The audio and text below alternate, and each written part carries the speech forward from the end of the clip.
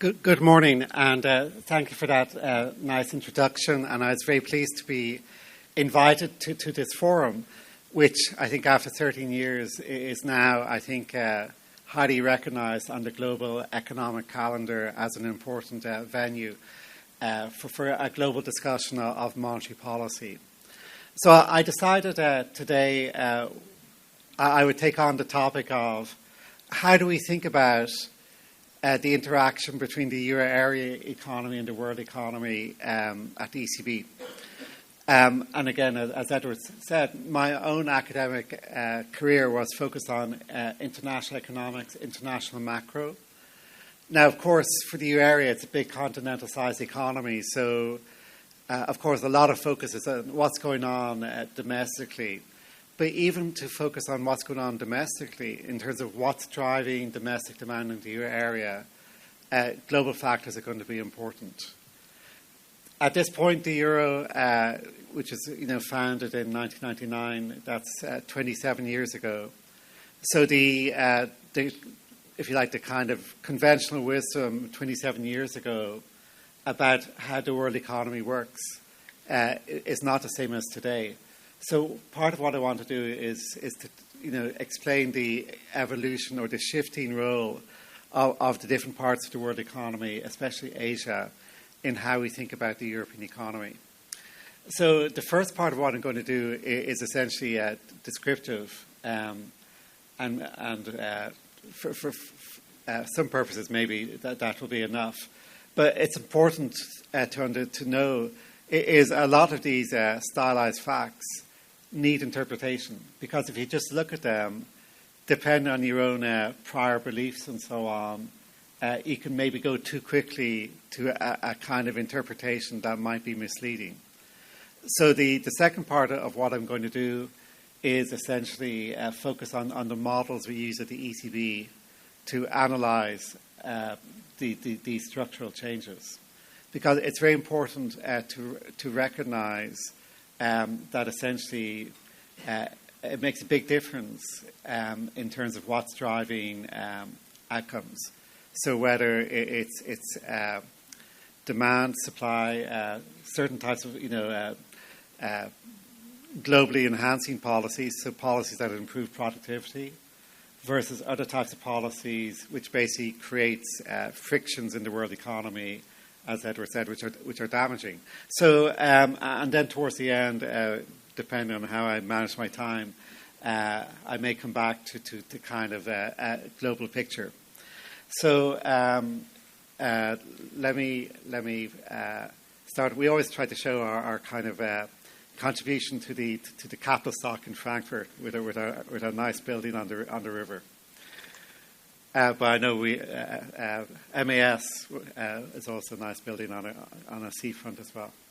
So let me emphasize here on the left is when we think about the openness of different economies, the EU area for a large continental-sized economy is quite open, even when you strip out the internal trade across the member countries of the EU area.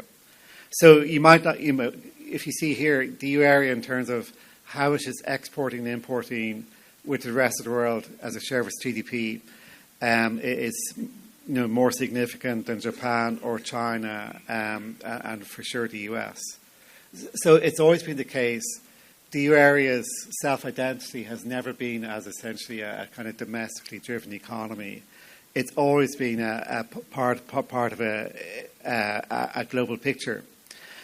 And one of the recurring points I'm going to make is essentially there's a limit to where you get to by just looking at reductive numbers like imports and exports. And one important issue, of course, is global value chains. That essentially final output is composed of value added that in turn has a chain of different production steps before it. And what you see here, of course, is when you think about the importance of global value chains in the global trade position of different regions. Of course, ASEAN's up there at the top. ASEAN is just so integrated into so many value chains.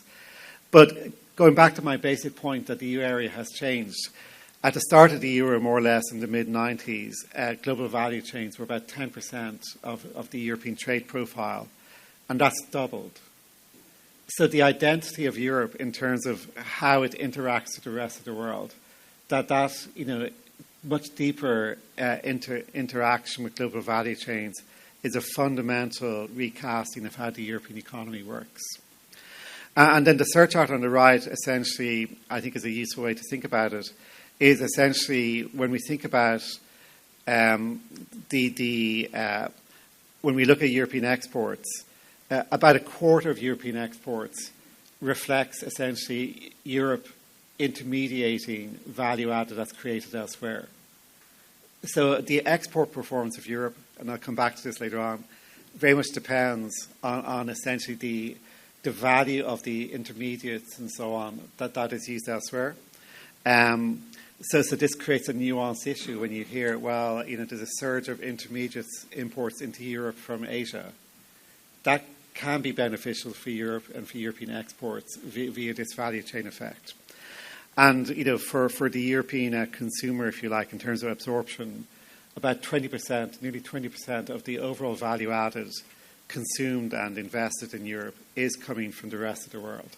So, again, my starting point here is the deepness of the integration of Europe into the world economy. Now, of course, when we look at the history of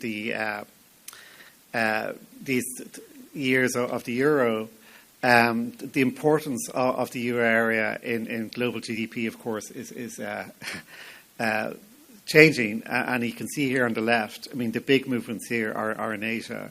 So the importance of China, but also Asia excluding China, in terms of overall global GDP, obviously has trended upwards. And that's also even more reflected in the export profile on the right.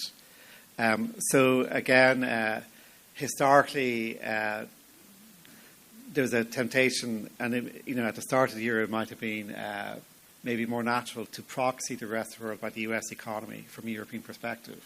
But at this point, it's very important that Asia collectively is as important as the US, and in trade more important. So one of the issues which we have to analyse is essentially this trend where global trade has been, of course, still trending upwards, as Edward said. But the European trade is much more kind of stagnant. Yes, it's grown a lot compared to the start of the euro, but it has not participated in particular in this trade boom in tech, which has been so important in recent years.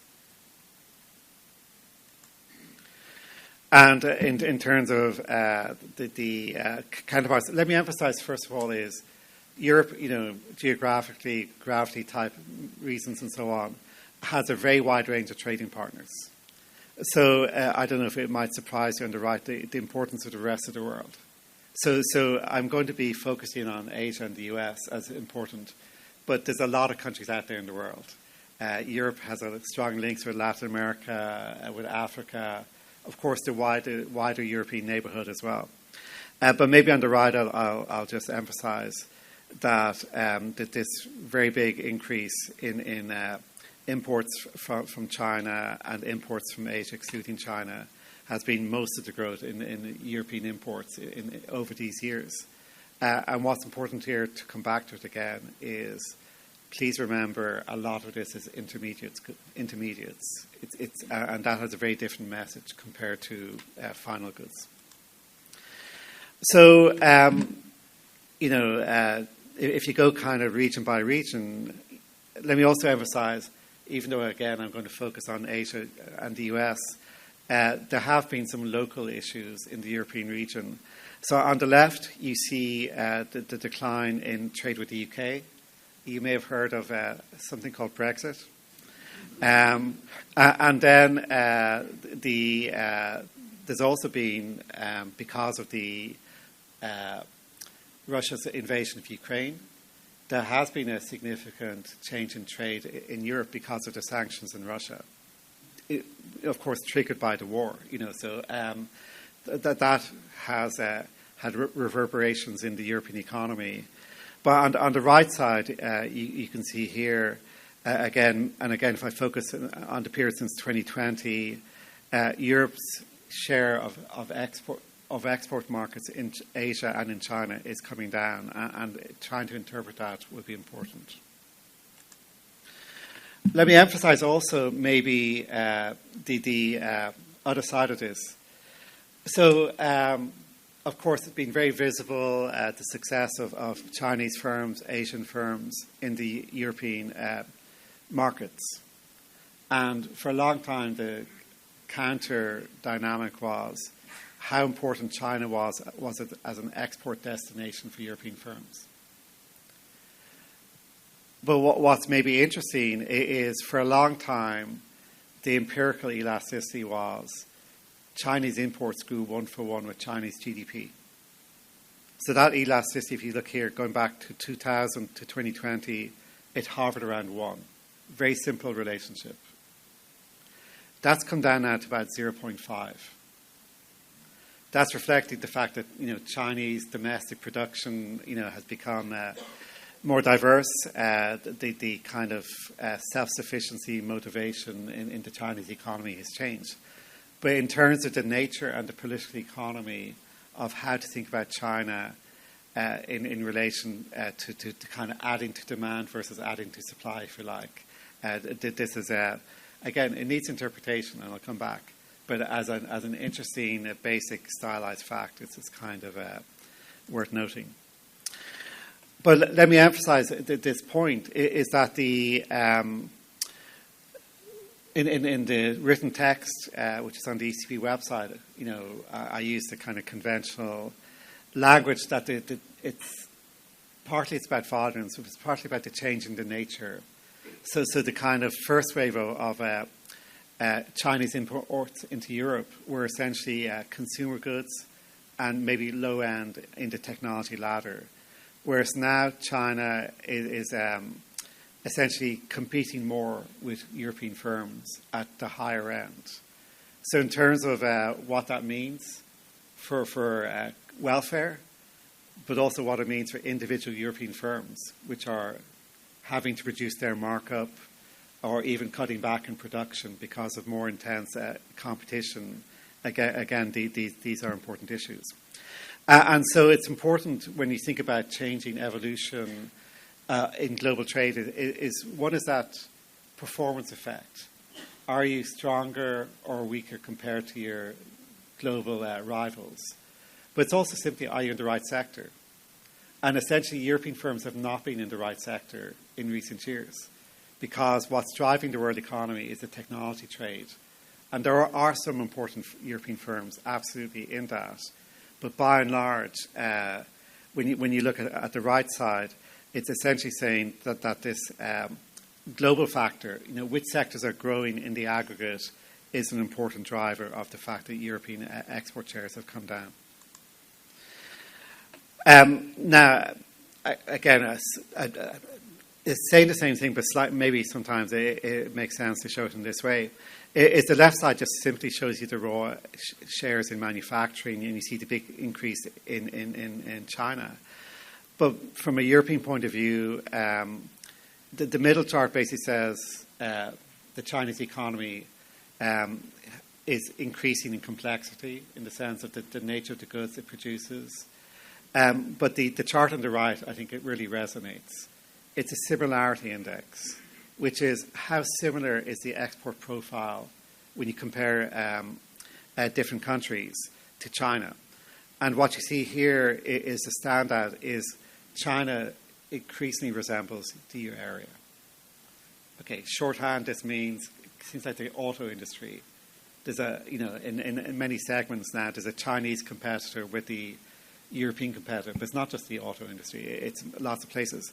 But if you see this chart, you can see that's not really true, say, for Brazil. Brazil has this much more complementary role to China, like selling commodities, agricultural goods, and so on. And it's also not really true for the US. So the US have not seen this increase in similarity with China. There's sufficient differentiation. Even when you think about technology industry, what the US is doing in technology they don't really have exact Chinese counterparts. So it's more complementary in terms of the profile. So all of these are going back to the same point, which is how different parts of the world economy are adjusting. I mean, some of this can be boiled down to essentially a terms of trade shock for Europe, where they had market power, where they were able to make high markups. Now not necessarily because of tougher competition. But from a welfare point of view, of course, European consumers benefit from cheap inputs. European firms benefit from cheap intermediates. Again, actually, in terms of managing my time, I may not come back to the same point. But essentially, it's, again, this correlation. The left side basically says where Europe is seeing a decline in market share around the world is where China is seeing an increase in market share. So there is a replacement issue going on. But there is a relative price issue as well. So let me also say, and this maybe connects more to macro, is on the left side is that in recent years there's been a pretty big appreciation of the euro in real terms against China and Asian currencies in general. And the right side, which I won't try and unpack, but you can look at it, is confirming that there's a strong correlation between relative price movements and market shares. So this issue about the price movements in the European-China comparison, partly it's nominal exchange rates. A lot is the inflation differential. Really big inflation in Europe cumulatively, not so much in China. So the kind of this price dynamic it has also played a role. So let me briefly discuss elements of what's going on today, because again, another big price effect recently is that the relative price of energy, of course, it's gone up everywhere, but it's gone up a lot in Europe compared to some other areas. So one of the big movements in Europe has been the decline in energy-intensive production, energy-intensive exports. So you see on the right side that essentially, again, what I said to you earlier on, that Europe is losing market share, it's actually not so visible for sectors that don't use a lot of energy. A lot is in sectors that use a lot of energy. And the question is that a coincidence? Because that's also the sectors where other technology changes are happening, or indeed, is it a significant issue that Europe is not the most attractive location for energy-intensive sectors now? And that seems to be persisting.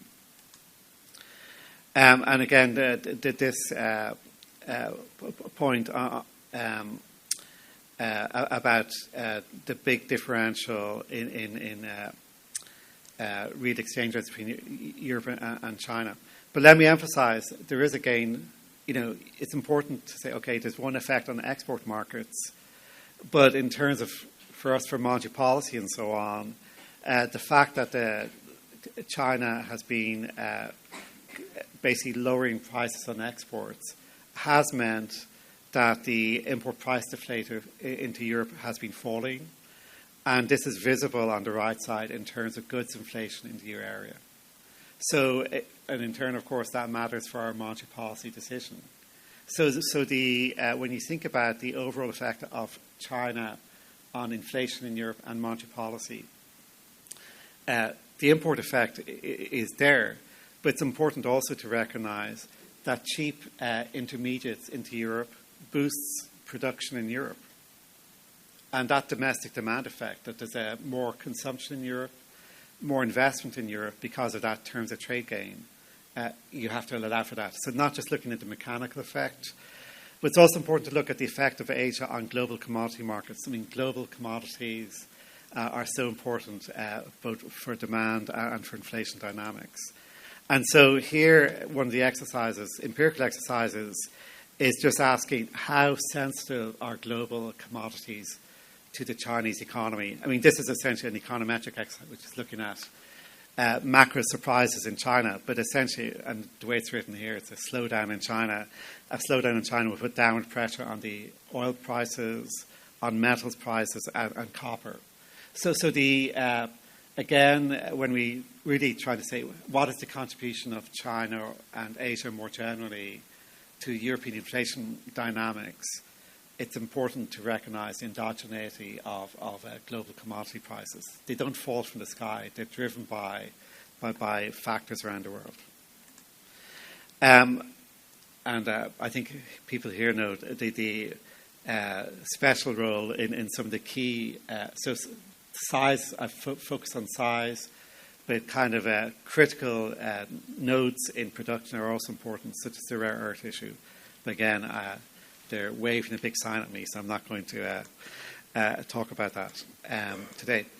So let me move from being descriptive to trying to analyze some of this. So the second part of what I do is I go through all the various macro global models at ECB where we try and analyze these issues. So maybe one basic issue about, if I'm using the same empirical techniques, should I get the same answer?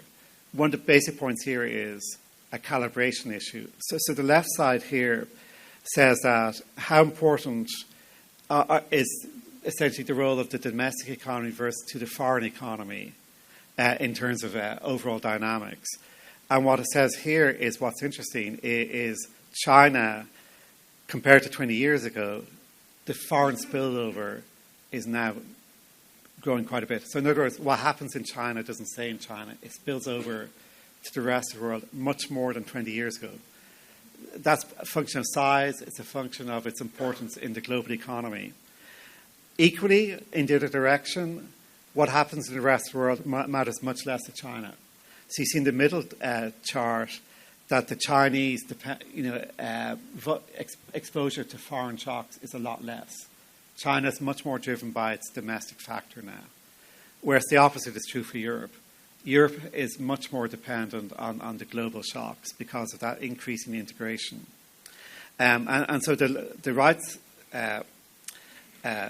panel basically captures that. Essentially, China is maybe a bit contrary to this idea that China is over-dependent on exports. At this point, in terms of the fluctuations in the Chinese economy, the domestic factor is really dominant, whereas both for the US and for the EU area, the split between domestic shocks and foreign shocks is much more even. So again, I'm not going to go into detail on this, but when we look at the what's going on now with the surge in energy prices, the first thing we do with the EU area, before looking at what is happening to Europe, is a lot of it we think it will be intermediated through the rest of the world, because the hit to Asia, is significant, and if Asia gets hit, global commodities get hit. Global demand and supply gets hit. So what I'm showing here is the effect on the rest of the world, which in turn will feed into the EU area model. So you run a global model to see what's going on elsewhere, and that's an input into our domestic model. And what this is saying is depending on the scenario we run, we think that the significant hits, possibly, especially in the severe scenario, to global GDP, especially next year, under the severe scenario, and a significant inflation hit. Okay, so again, I can't get into too much, but I do want to emphasize the global imbalance debate. So I'm not spending too much time on it, but this is our kind of view of the status quo, which is what is going to happen in these years if some of the current drivers of global imbalances continue. So when we look at here, what we have is basically we have two shocks driving the US. One is high demand, including the high fiscal deficit, and one is the AI surge with TFP. For China, the particular shock I'm showing here, but I'll come to the other one in a moment, is basically real exchange rate depreciation. So the price channel effect. And for Europe, it's basically weak productivity growth, reflecting a lack of structural reform. And what you see here is the US economy growing relatively strongly because of both the TFP boost in the US from AI and the demand boost. You have China growing relatively strongly because of this price competitiveness effect. And you have Europe suffering from its own lack of productivity, but boosted from a positive spillover from the US. But you also see here on the right panel of each of these charts, trade imbalances. So that's kind of the status quo, but the point is to look at counterfactuals. And the counterfactual here is if basically the US contains domestic demand, if China boosts productivity in China. Now, I could have added which is here also, but it's not so, stronger demand in China. So all the pro-consumption reforms in China, and Europe takes on some structural reform. Now, let me emphasize is what I show here is this is all a package. It all happens together. But even if you don't have that complementarity, even if you go country by country, these policies are by and large in the self-interest of each of these regions. So it's important not to kind of put the global imbalance debate into a corner saying, well, only if there's a global agreement do we do this. It's in the self-interest of each of these regions to do it. So you get the economies growing, still growing, but the imbalances come down quite a bit. Okay, let me maybe emphasize a couple of things. So one of the big innovations, I think, in global macro, but definitely your area, and coming back to the point about value chains earlier on, is to build essentially macro models that have networks of production. So you have input-output tables, and you have many countries in a kind of trading equilibrium with the area. And when you say that, okay, that's complicated, tell me why it makes a difference. Because I'm used to my simple, highly aggregated models. So one interesting issue is with the energy shock we're seeing. And essentially the way to read this here is that the input-output structures inside economies and globally tend to amplify supply shocks on inflation. That's not true for demand. For demand, more or less, it tends to compress the effect on inflation. But you see here, if you switch off the input-output linkages across countries and inside the EU area, you get a much smaller effect on inflation from the shock. And so this is relevant because essentially some analysts out there retain very aggregated models which don't take account of this input-output.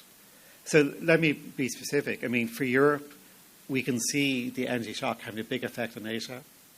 So in our phrasing at the ECB, in our monetary policy statement, we're emphasizing, the possible amplification of the cost shock in our trading partners, but then spilling back to the EU area from that.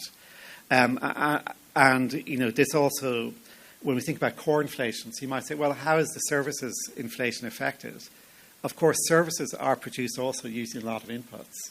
And so the input-output tables and the very indirect linkages across the world economy does amplify the effect on core inflation as well. So let me also say that in the paper, one other model-based issue here is historically central banks focused on temporary shocks. Say, the trend is the trend. Let's look at deviations from the trend. But one of the issues that the ECB were emphasizing is there are a lot of structural changes in the world economy, trend changes in the world economy. So you want to have macro models that can solve for changes in the steady state. So these are models with kind of not just doing a perturbation around the same steady state, but allowing for changes in steady states. And even the energy shock, you can see here, the one before I think was the energy shock. It makes a big difference whether you think of the energy shock as being transient, low persistence, medium, and permanent. I hope there's a big transitory component to the current surge in oil prices. But you also have to think about permanent changes in energy prices. And it makes a big difference to the overall macro dynamic, that basic issue of persistence. But let me also emphasize, it also allows us to do structural changes which are important, like decarbonisation in China. How does decarbonisation in China affect the world? So what I do here on the right side is say, well, let's assume the same amount of reduction in global emissions, whether China does it by a carbon tax in China or by innovating in green tech. And what you see here is there's a really big positive spillover to the world from the green tech innovation in China. So you get the same global emission reduction, but if this takes the form, of course we also like carbon taxes in China to reinforce it, but the productivity gain in China has this really big global positive spillover, which is important. Okay, so I think they're telling me to stop here, so I'm going to stop. But the paper or the speech has a lot more discussion of a lot of those issues. But really, the goal was to try and emphasise is essentially, and maybe this is going back to my professional self-interest, to say to those of you who are students or no students, international macro needs to be centre stage. Learn your international macroeconomics, learn how to analyse spillovers across countries, learn how to understand that intermediate trade is central to the world economy. And all of these issues mean that, we can go a long way by replacing stylised fact conversations that where I started with analytical conversations which recognise the different channels by which different parts of the world economy interact with each other. So let me stop there.